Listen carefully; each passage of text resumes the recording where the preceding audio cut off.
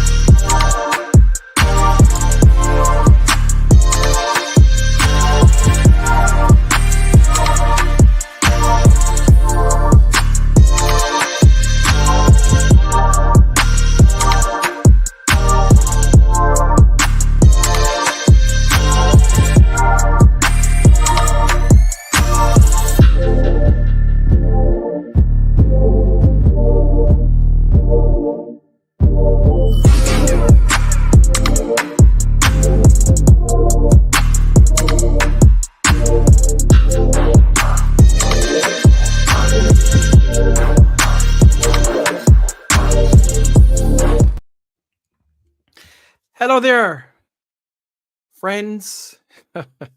Welcome to the 30. This is episode 185. Certainly glad that you decided to drop by and join us on this day. Want to thank you for being here. Do me a huge favor. Go ahead and like and share this broadcast. If you're watching us from YouTube, give it a like, but also make sure you subscribe to our channel, which is at the Jackman Group LLC.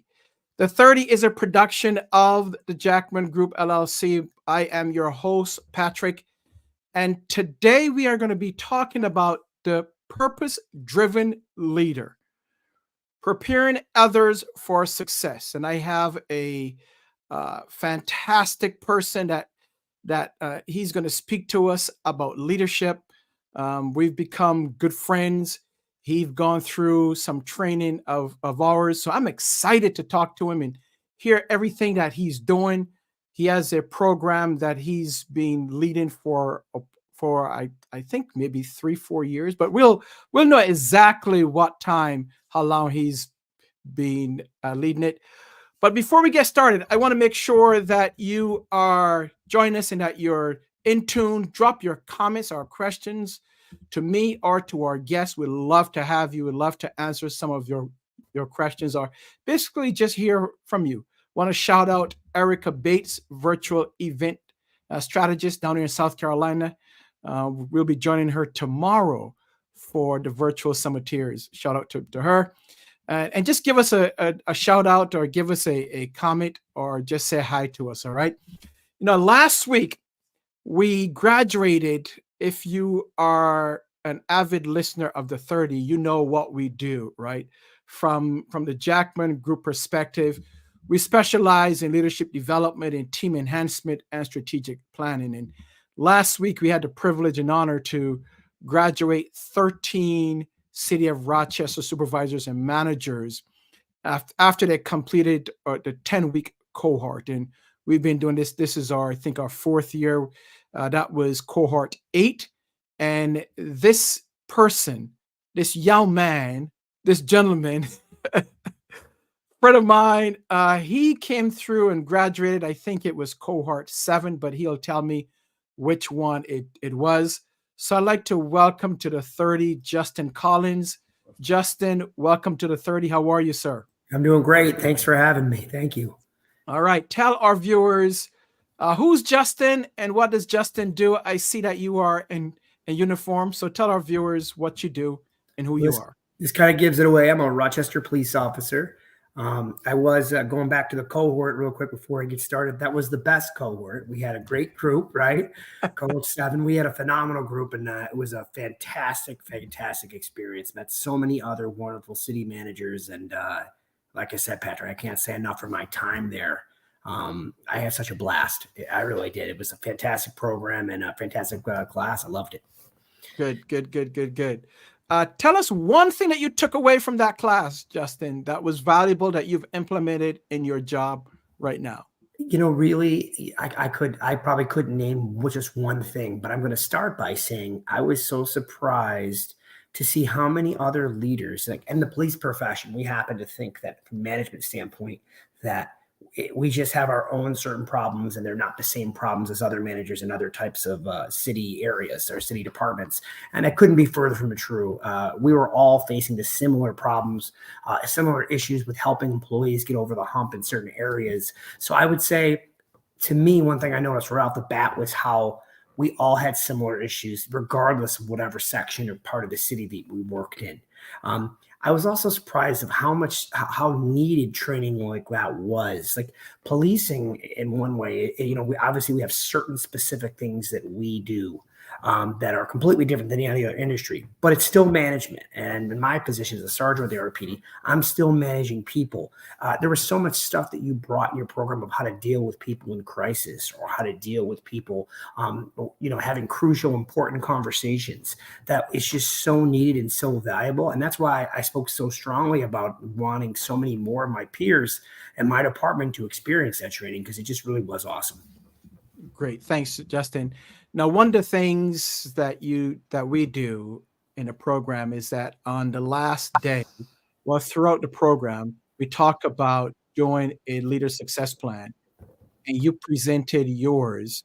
What we ask you is to take some things you've learned from the class and create a plan of action, objective, strategy, and action steps in terms of what you can implement back on a job. And I remember one of the things that you did dealt directly with what you're doing now. What I want you to do is to first talk about your experience in terms of growing up, law enforcement. Let's start there, and then we'll move right into your plan and what you're doing with it currently. For sure. Okay, so I'll start from as a child. I grew up in the city of Buffalo to a single parent home. Not the best condition, so grew up, I want to say, pretty close to poverty. So didn't have a lot of money growing up, but always had a passion to want to one day be a police officer. From a very young age, is what I wanted to do. Wanted to be someone that could do good in the community.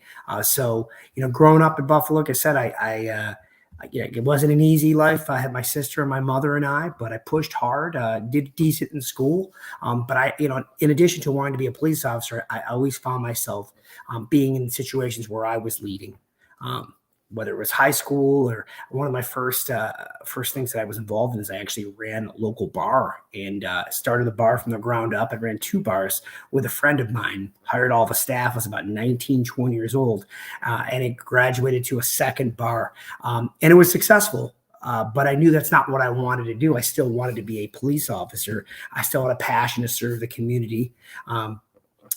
Policing now is the hiring and recruiting is a totally different animal. But back in 20 years ago, when I was looking, it was very, very, very difficult to get on the job. So I had to leave Buffalo because they were not hiring, and it brought me to Rochester, New York. And it was one of the best decisions that I ever made. Rochester's been great to me, and I've really liked it. I started my career as a patrol officer, and quickly I was promoted to sergeant. And I was able to do lots of different positions as a sergeant. But again, I found myself leading, whether it was an official capacity or an unofficial capacity. So as we moved through, patrol sergeant, started a charity, a nonprofit called the Badge of Honor Association. And the focus of that organization was to raise money for cops' families when they're killed in the line of duty, and to raise money for cops who involving critical incidents, shootings, accidents, things of that nature. And it started here in Rochester, and it grew so large. It grew, I think we ended about 32 counties across the state. So I was the executive director for that charity for about 12 years. And like I said, it grew and grew and grew, and met some phenomenal people and was able to help so many folks in need. So truly a passion of mine. So while I was working as a police officer, simultaneously in my free time, I ran that charity. My goal though still was to do more. And I think throughout my time working in the charity, I met so many people whose passion it was to become police officers. But at some point in time, although they were phenomenal people, they kind of were steamrolled and didn't quite make it. And they all had similar stories of why they didn't make it or why they gave up on that dream. I kind of saw an opening there, that it was something, there's a way we could help more people get over this challenging process. Because if you know anything about the hiring process for police departments, it typically takes about 14 months. And there's a lot of different steps that you've got to go through. So from there, I decided to stop the charity, and I went in a direction of starting my own business. So I started a business called Police Exam Career Prep back in 2016. And obviously doing a charity and doing a business and having my own job and a family, I'm good at multitasking, but there was a point where I wanted more. So I decided just to focus on my work, my family, and my business. And it worked out great. My business grew from 2016 to about 2021. It grew and grew and grew. We helped hundreds of young people who were interested in being police officers get through all the steps, and a diverse group of folks. I found a lot of African-American, a lot of Hispanic, a lot of folks, a lot of women who perhaps didn't have someone in their family that was police officer, but still was like a young version of me that wanted to serve their community they grew up in, the city they grew up in.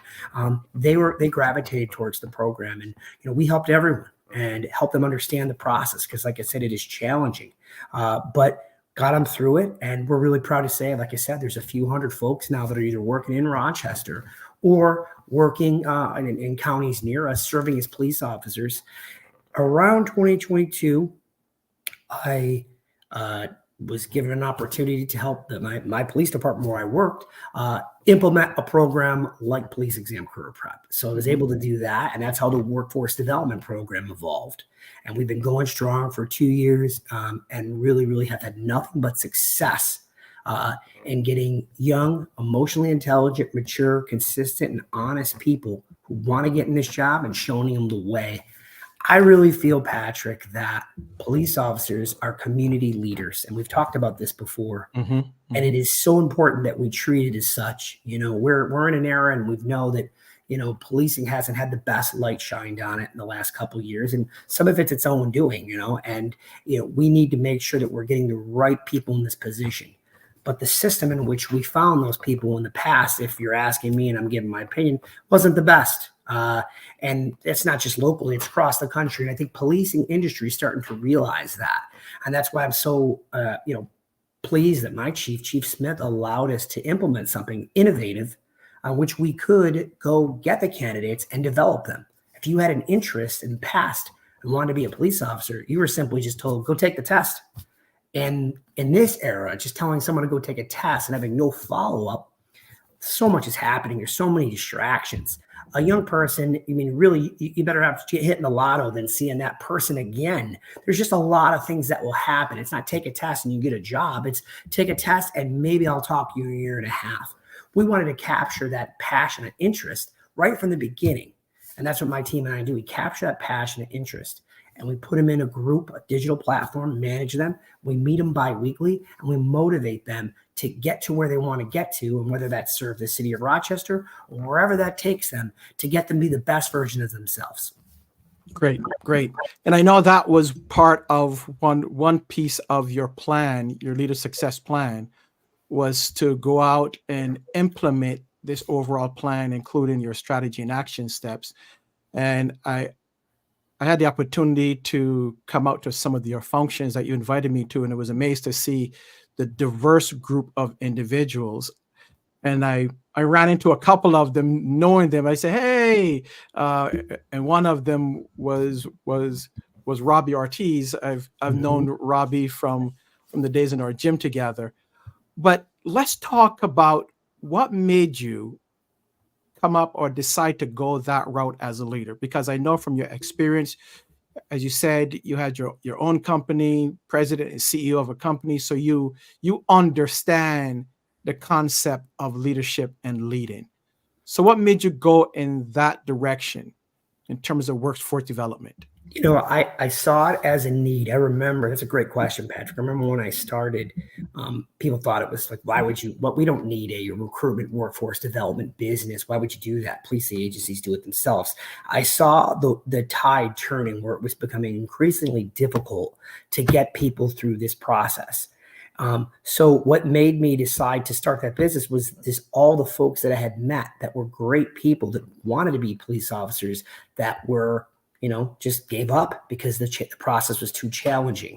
And I felt like it didn't need to be challenging. A lot of people had an upper hand too. I felt like if you had someone in your family that was a police officer, that gave you an upper hand because it was a very difficult process to understand. So I wanted to provide people who were good people, who had heart and had passion, who wanted to get on this job. I wanted to provide them with a leg up and an understanding of it. We're looking for, again, that emotional intelligence piece is something that I have, and the community engagement piece has been a hallmark of my career. I am driven to serve the community. I think it's important that we get a police force that is reflective of the community they serve. I think the community is telling police departments what the types of service that they want. And I feel like we had an opportunity when I made the transition from police exam career prep to doing this for the Rochester Police Department, our workforce development program. We had an opportunity to take the resources of the Rochester Police Department and the opportunities that we can provide these folks and make police exam career prep even more effective. So obviously leaving the private sector and not doing my business anymore had its drawbacks from my point, but I saw the opportunities being too great not to help so many more people. And I can tell you that in my few years, I want to say I was close to like 400 or so in my 5 or 6, close to 6 years running my business, close to 4 or so applicants. In just the time that we've done workforce development, we're closing in on 60. And that's just the first 2 years. But not just that, we talk about opportunity, Patrick. With workforce development, there's so much more access. We created an early hire program, which allows us to get young people who are interested in the profession in civilian type jobs, learning about the Rochester Police Department and still serving their community as they go through the hiring process to be a sworn police officer. And we have, I think we're around 15 folks now that are working for RPD in the civilian capacity, and it's working really well. We also have access to internships, which is also great because now we have folks at a different stage that are trying to learn about the profession and they're ready to learn. But before we didn't have those opportunities, now we do, working as workforce development for the RPD. Ride-alongs didn't have the ability, because it was a private entity, to give folks ride-alongs to say, hey, you say you want to do this, why don't we show you what the job's all about? Because throughout my career, you meet a lot of people who say they're interested, but then when they see what it's actually like, they're no longer interested, which I'm not mad at, because I'd rather have you quit before you waste all of our time and before you get out there and you quit on someone in danger, right? Or someone who needs you. So the ride-alongs, the intern program, the military program that we started, which has been very successful, our Service to Shield military program. We're working on something with women, our Empower 30, trying to get more women in policing. Our FaithLink program, which is another offshoot, which we're getting ready to launch, which is going to allow us to be more connected to the faith community. Awesome. And the other component that we always had strong ties with police exam career prep to the community. It's extremely important to me to not only be strong with community leaders, but to have the future officers embedded in the community. Not just stopping by, but on a first name basis, and them getting to know our folks. Where we were a couple of years ago to where we are now, that it's RPD's workforce development program, is night and day. We are in probably 50 more locations, and we have even more folks that are part of it. Police exam career prep would hold around 30 people at a time. Workforce development has over 100, and it just grows and grows and grows. So the team, what we've been able to do, the impact, our reach, it was a hard decision to go from private to this, but I saw this as making a bigger impact on a larger scale to do more to help Rochester it was needed, and that's the way I just made the decision to do it. That's awesome. That's great. Congratulations on that, Justin. Thank you. So let's talk about style. On this show, we talk a lot about leadership. We talk a lot about training and coaching and goal setting, and the importance of that. Now, you're known as the performance-driven leader. Explain to our viewers, how do you define that as the performance-driven leader? I believe what I'm saying. So for me to be involved in something and to really lead a project, I have to be passionate about it. That's one of the things I've been blessed to do is I'm very passionate about policing and I'm very passionate about the community. So it comes natural. Um, I am definitely extremely passionate about this agency and the great things that we can do. I'm definitely passionate about, we have so many great officers that work the road now, but we can find so many more. So because I believe what I say, because I know in my heart it's the right thing and I use God as my guide, I believe it. And I have just as much energy and passion to lead today as I did when I started.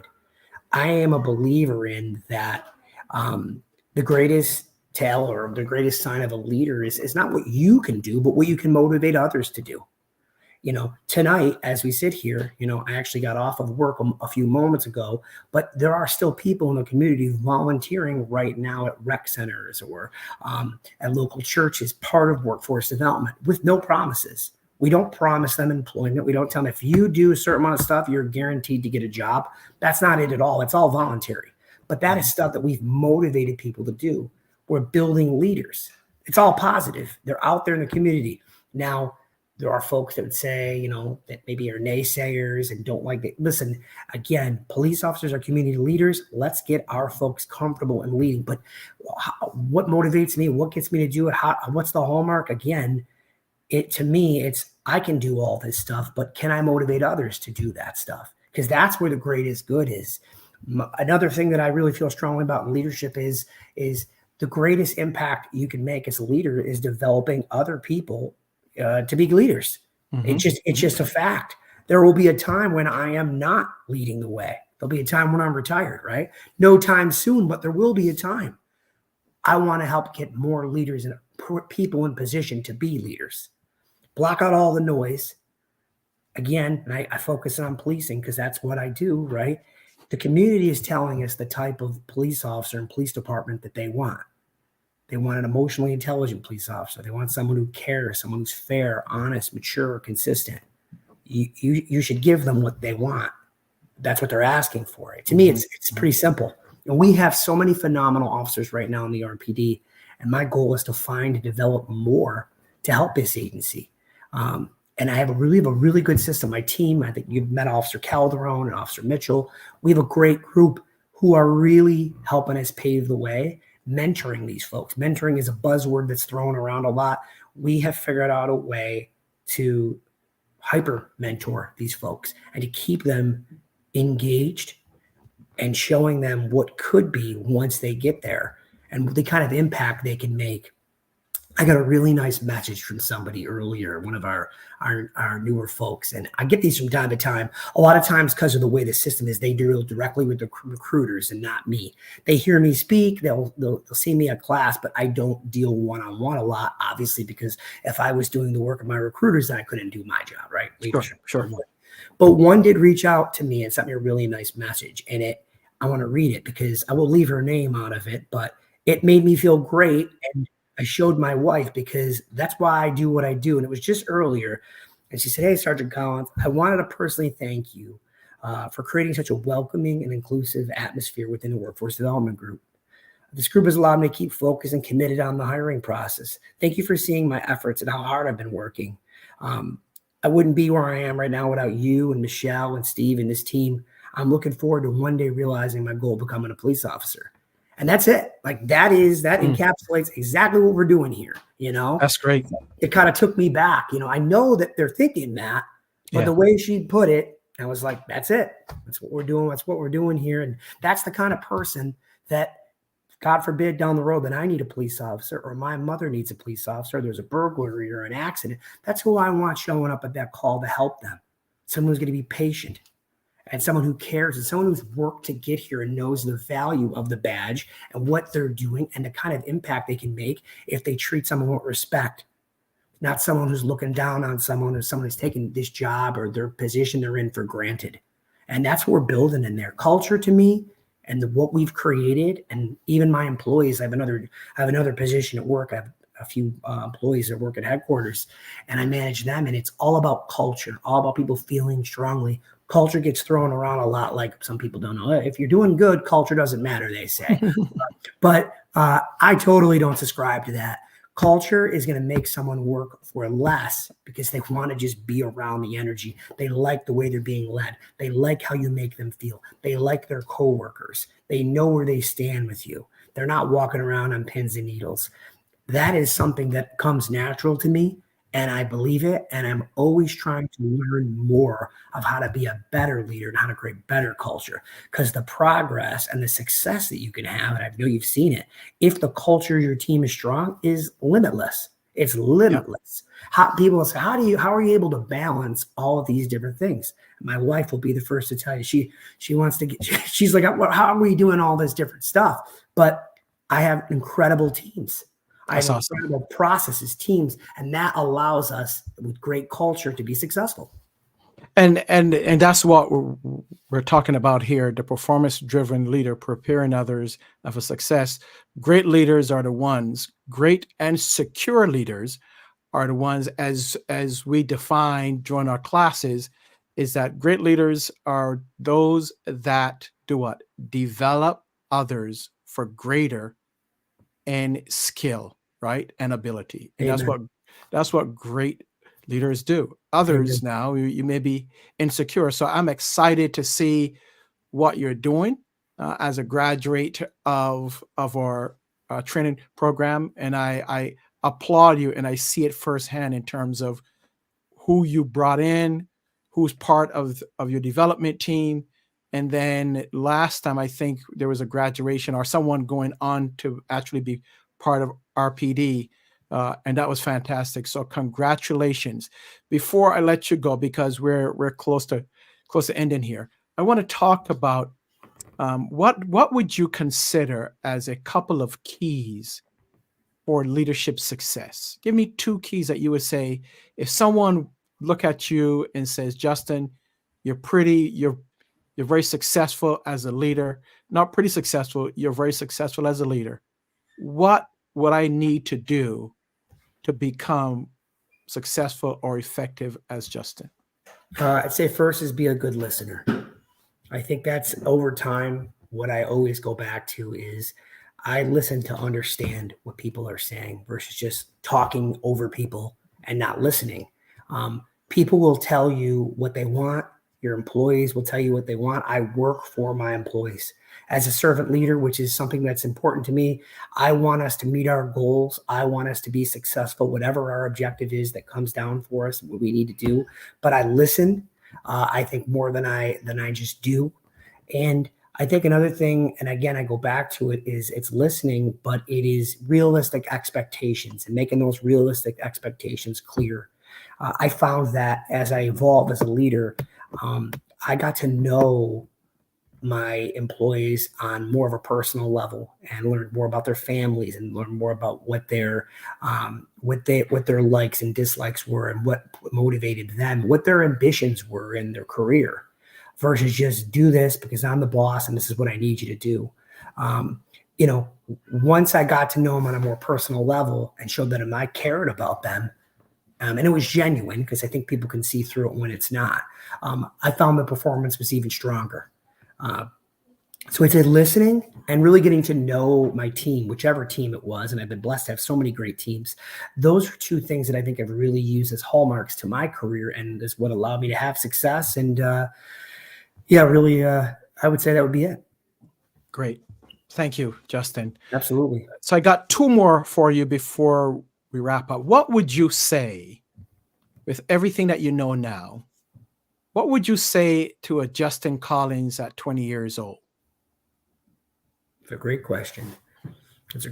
I would say to just follow your heart and don't worry. As long as you are doing it with good intentions and you're driving, don't worry too much about what naysayers say.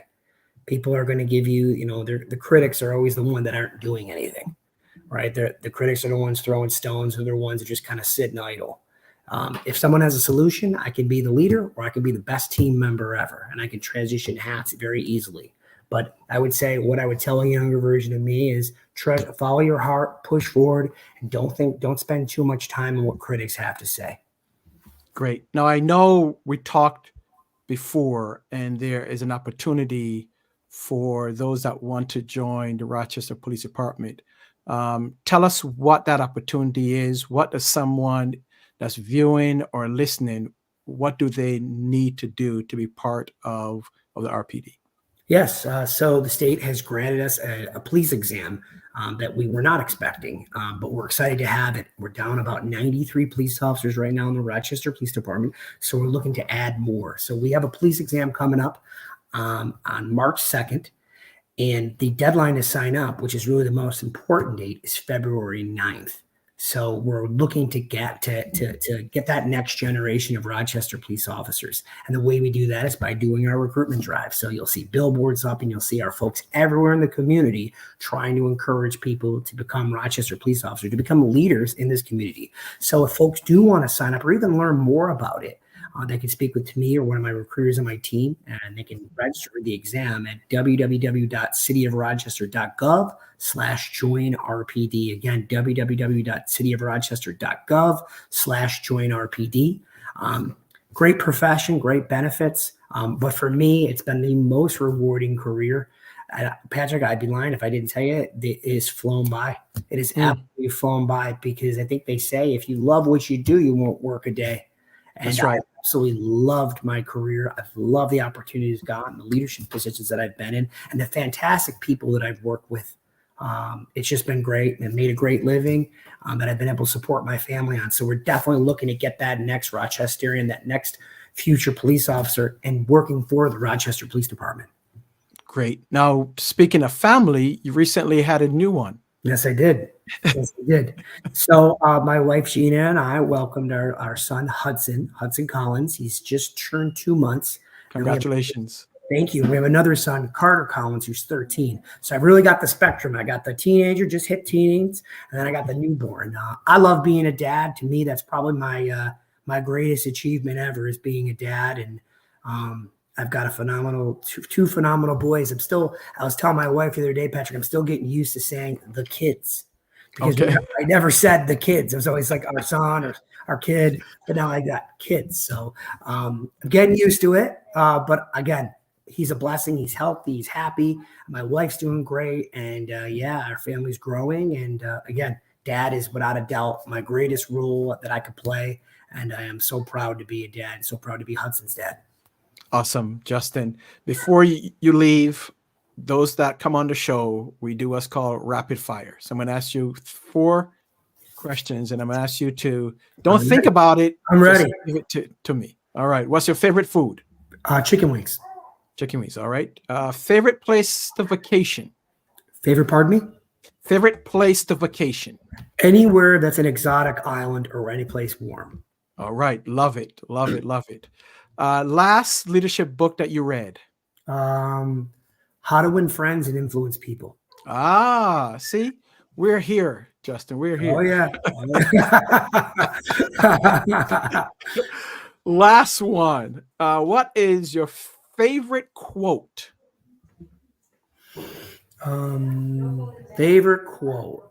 I think it would have to be the quote that I mentioned a minute ago about if you do something you love, you work a job you love, you'll never work a day in your life. And Awesome. That honestly is how I feel about being a police officer in this city. It's been an incredible job, an incredible life.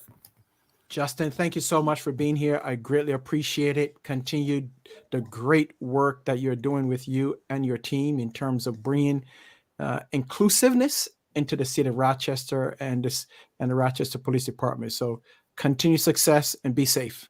Thank you so much. And thanks for all you do. Thanks for having me on. Take care. All right. Okay. Bye-bye.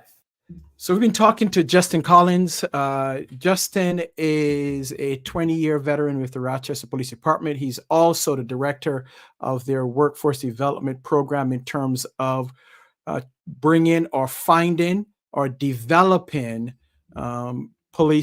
future police officers from a broader range of individuals. So fantastic. He's done a great job, great leader. And I had the opportunity to serve him as part of our leadership training with the city of Rochester. So that's about it, folks. Again, we will meet with you next week on another episode of The 30.